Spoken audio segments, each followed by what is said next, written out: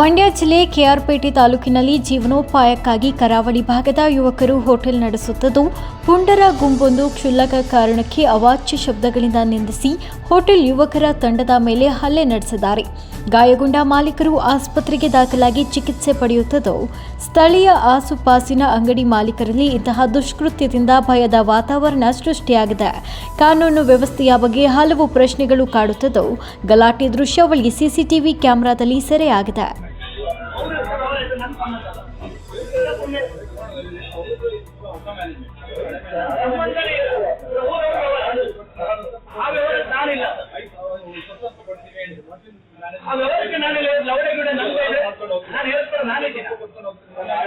ನೀವು ಯಾರತ್ರ ಸಾಲ ತಗೊಂಡಿದ್ದೀರಾ?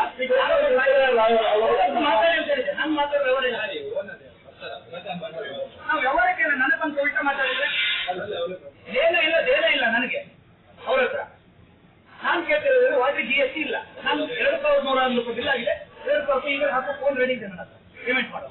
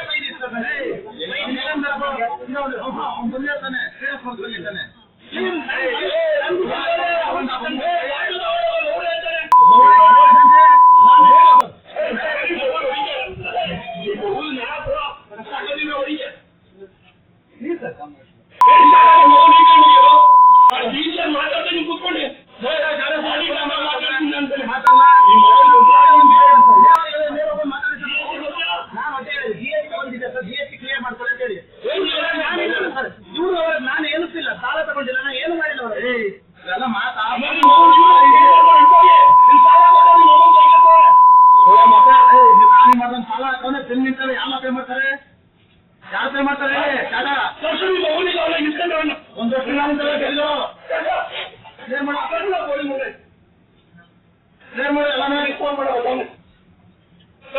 ಏನ್ ಮಾಡೋದು ಕಳ್ಸು ನೀನ್ ಸೂಟೇಬಲ್ ಆಗಿರುವ ಕ್ಲಿಯರೆನ್ಸ್ ಮಾಡು ಕಳಸ ನಿಮ್ಗೂ ನಮಗೂ